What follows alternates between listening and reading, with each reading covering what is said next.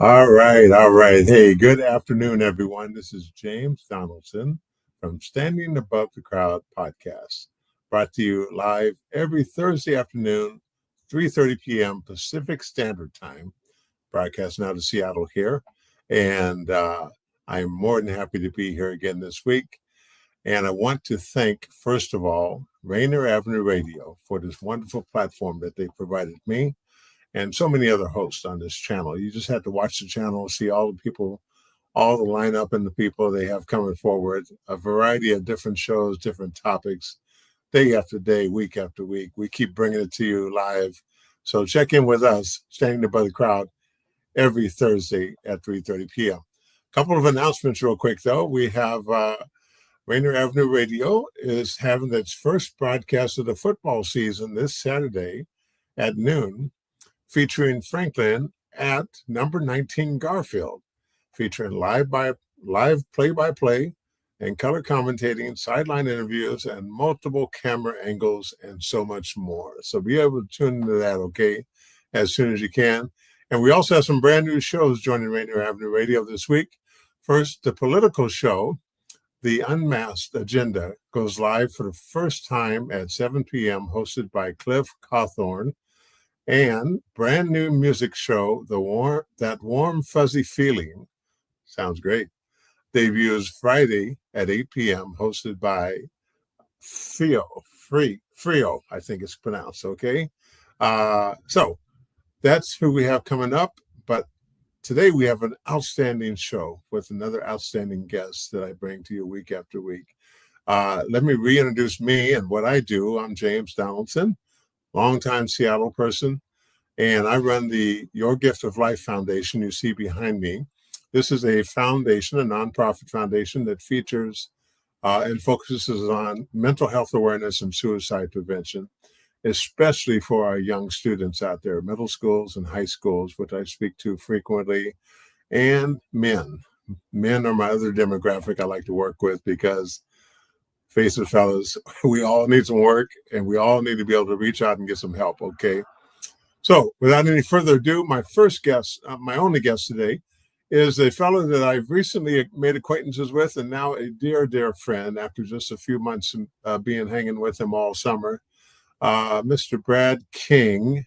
Brad, you here in the studio with us yet? Yes, I am. Thank you. There's my man. Okay, there's my man, Brad. Now, Brad is a recent relocation to the Seattle Pacific Northwest. He was here years ago for about a year. He left and went on and did some more of his career down in Arizona, and he's from St. Louis. He'll tell you more about his bio than I could ever give it justice.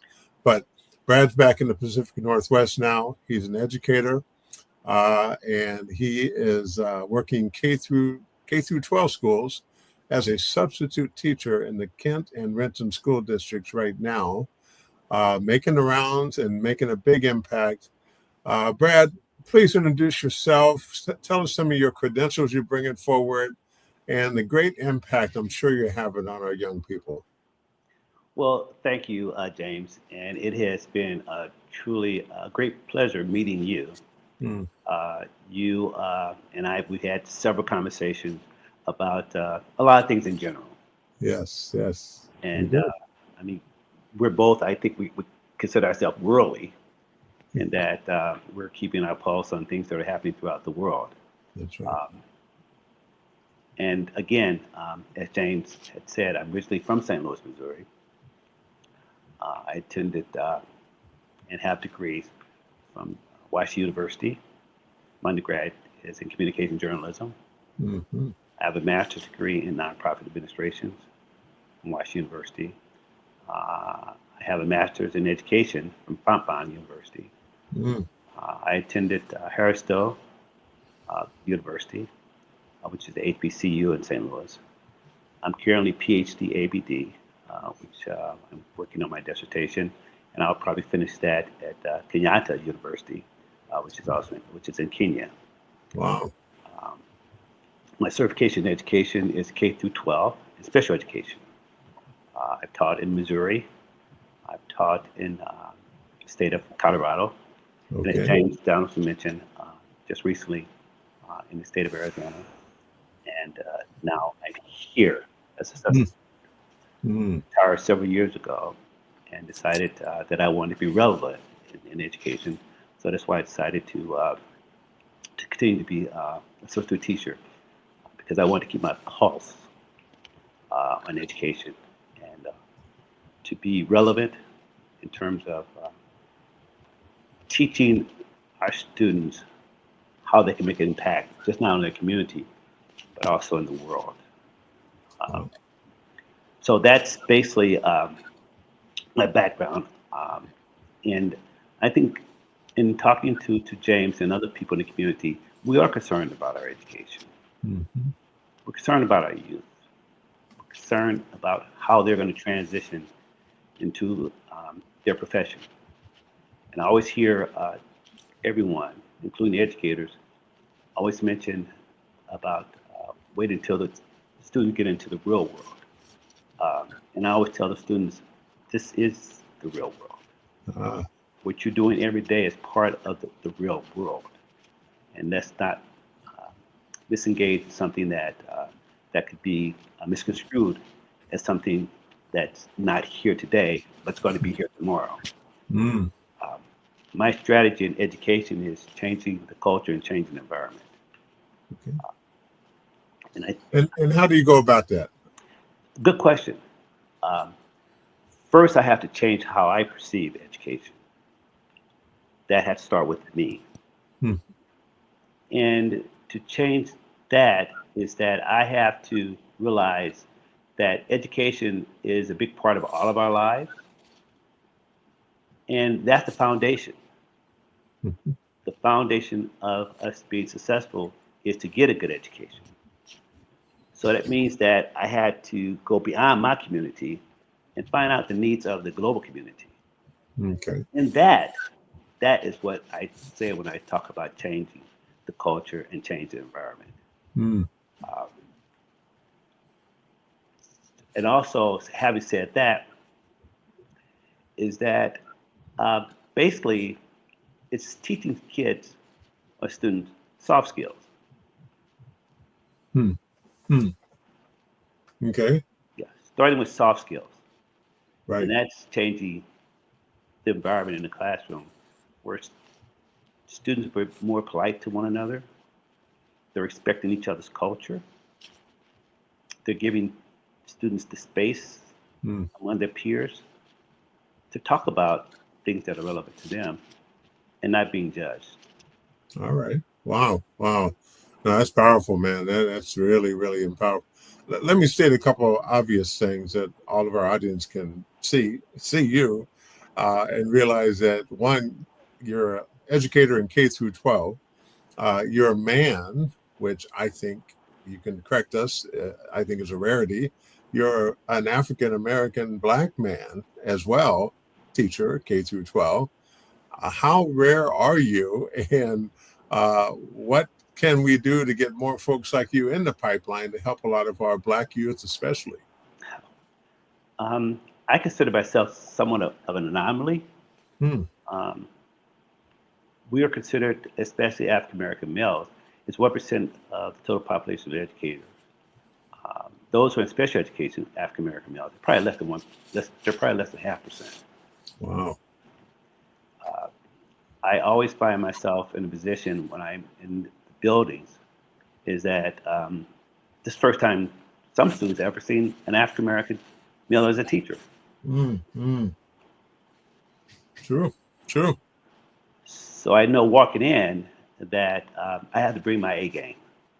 Okay. Okay. Wow. And I'm sure you have a great impact on our young males, our young boys, African American boys, but all boys, all boys need some type of role model they can look at and emulate. And you always dress for success. You always are, peak condition and looking good, and letting a lot of that speak for you, but also you wear it well and you show it. And is this what you're trying to get across to our young folks?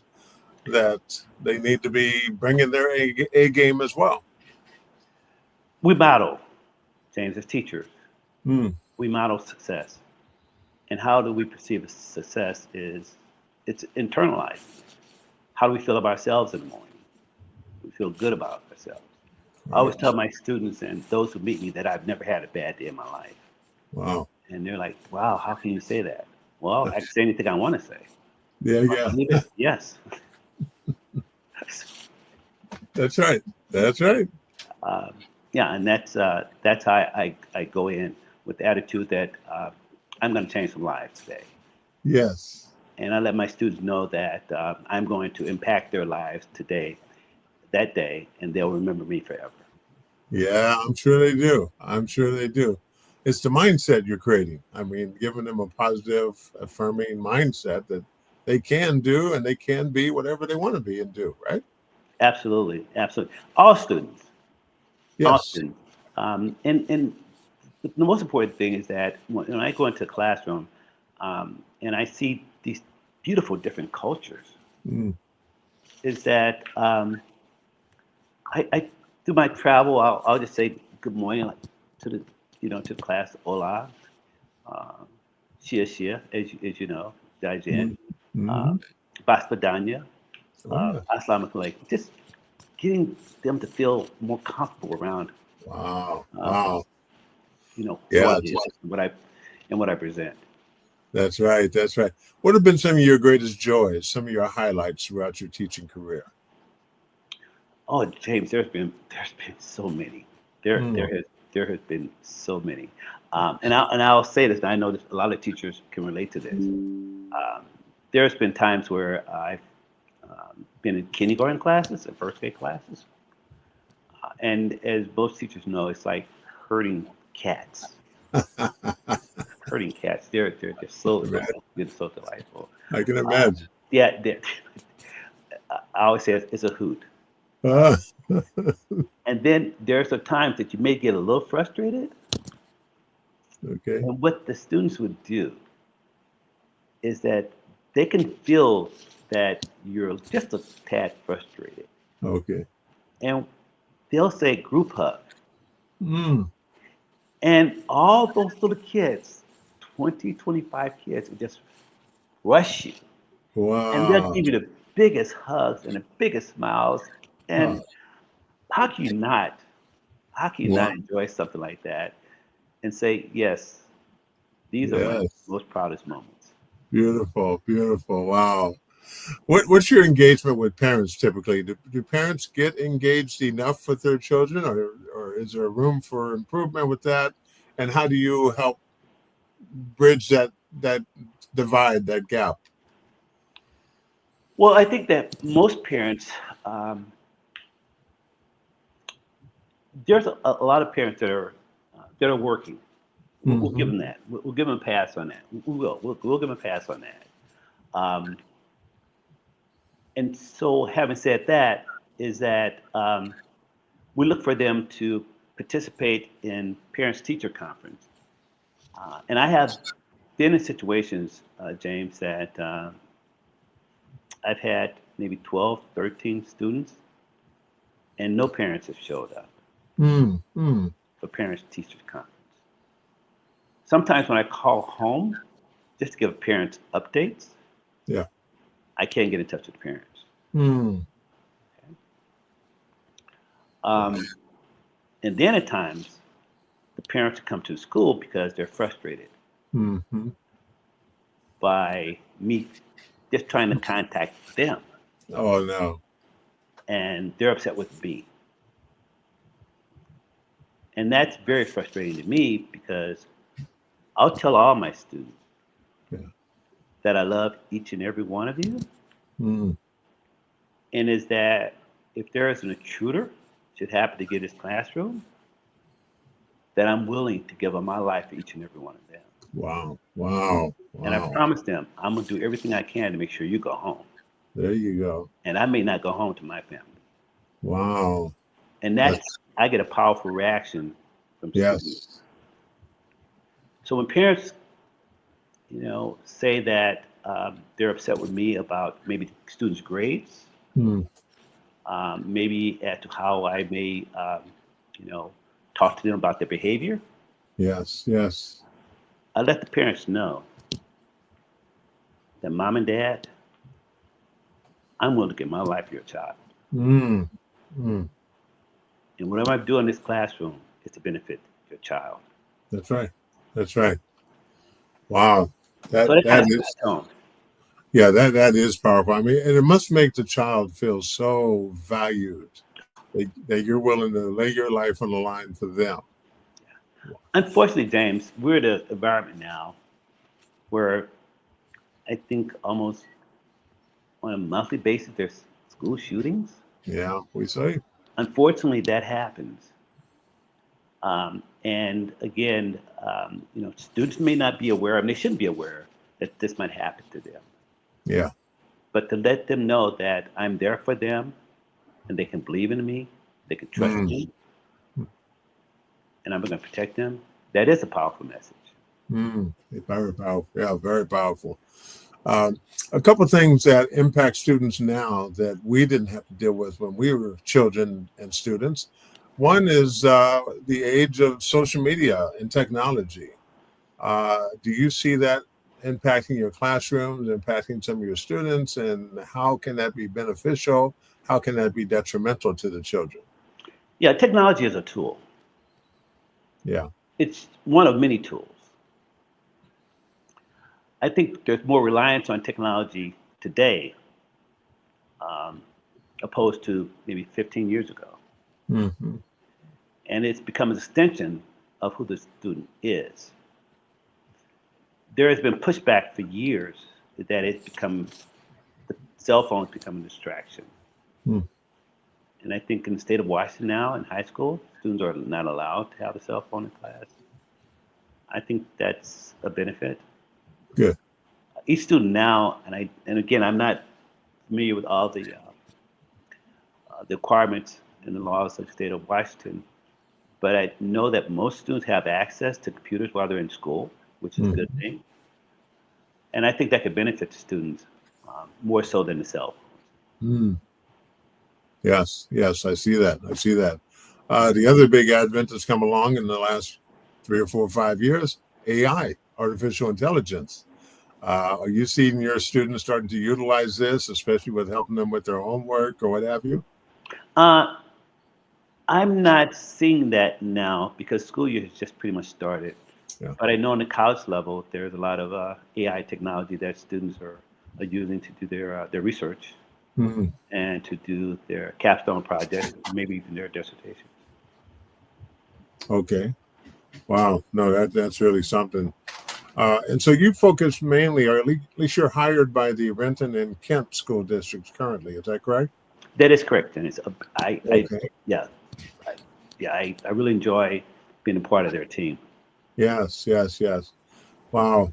And on a side note, you and I have talked some of the things outside the classroom in our communities, working with our African American communities, especially African American men, and then going even internationally. I know you got a great deal of involvement over in Africa and in Kenya. Tell us, for us folks who don't really know the motherland that well, what is some of the potential you see over in Africa and in Kenya especially? Wow, enormous opportunities. You can tell the enormous amount of opportunities just following the Chinese. The Chinese are very so much involved in Africa right now, and they're partnering with a lot of African countries. Yeah, they have. They're building the roads. They're building the infrastructure. Their airports, their ports, their seaports. So there's a lot of collaboration going on between the Chinese and also the Africans. Great. I see that Africa now is involved with the BAL, which is the NBA. We talked about, James. Yes. The NBA has invested $1.5 billion in developing their league in Africa. Kenya has a team. There are several other countries that are they have teams that are involved with the Basketball African League. This is going to expand sports in Africa exponentially. Right. And there's more and more African players that are playing in the NBA now. Yep. opposed to 10 or 15 years ago. That's right. So there is going to be a lot of success in Africa, just even from ground up. And I'm building a relationship with the Africans rather than from top down, bottom up. I'm going to communities, I'm talking to community leaders, I'm talking to just regular citizens of Africa, and they're saying to me that we want more African American participations. Wow. What we're trying to develop here in Africa. And the first thing that I hear every time I go to Africa is, welcome home. Wow. That's got to make you feel. Oof. It's so surreal. Yeah. Wow. I mean, a lot of us have that emotional, sentimental attachment to the motherland, to Africa, but we've never been there or we don't know much about it. But you're actually going back and forth, and that's the impact that you feel when you get off the plane and welcome home. Yes, it is. Yeah, it's it's hard to kind of describe. Yeah. Because if you've never experienced stressless situations, you can feel it there. I can. I'm not saying for everyone, but I definitely feel a sense of relief. I don't feel stress as I am here in the States. And there's several reasons. I mean, I look around, people look like me. Yeah. Yes. And do you feel like you're home when you get over there? You feel like this is a place that you can let your hair down, you can be you can just be what you need to be. I'd be naive to say that I don't feel that way, and I do feel that way. I feel that I can be the true person that God has provided me to be, without a lot of negativity. Okay. A lot of judgment. Yes. And the purpose of all that being is for me to be more creative. Okay. Yeah. Wonderful. Well, hey man, we got 2 or 3 minutes left. Let's get back to the education piece of this. As we know and we hear on a regular basis that so many of our children are underperforming or not performing at grade level, math level, reading level, science level, what have you. And the underperformance of a lot of our public schools.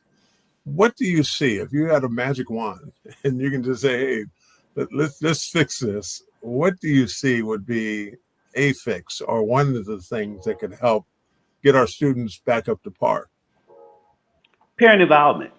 Homework. Really? Yeah, homework. It's homework.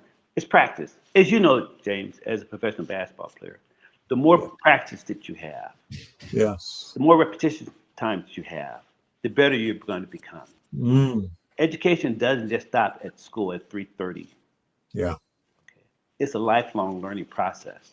Yes, it is. The more that kids see and practice the math, the STEM, okay, which is science, technology, okay, and engineering, and also math, is that they become more proficient. And you asked me a question earlier, and I'm sorry that I didn't answer that. Is that how can we get more African American males involved? There we go. As teachers, I hear this all the time. I hear administrators say, "Geez, I really wish we can get. I would love to have more. What can we do?" Yeah. So what's the answer? If you're an administrator, they have to ask me that. Now I'm questioning your leadership ability. Yeah. Well, yeah. Now I know several colleges, HBCUs. Okay. There's some young brothers down there. Okay, they're looking for the opportunities. That's the pipeline. Yes. And show out in the classrooms. And we know, and there's research, when there's African Americans in the buildings, especially African American males, it changed the dynamics of the school, and kids perform on a higher level. Wow. Yeah, that is so true. A lot of scientific studies show that, research, everything. But I really like the point you point on parental involvement. I mean, getting our parents involved with homework at home. But the kids can be proactive and take it upon themselves too. But it always helps to have a parent or a mentor or somebody looking over your shoulder, encouraging you. Yes. Kids, they want to shine. Mm-hmm. They want to show you what they learned. They really do. They do. As a matter of fact, they want to teach you. Yeah. That's right. Show it. See what I learned today. Right. Because I'm smarter than my parents. You remember the show, if you're smarter than a fifth grader, they want to show how smart they are. That's right. Parents are ready for that. That's why they don't want that homework to come on.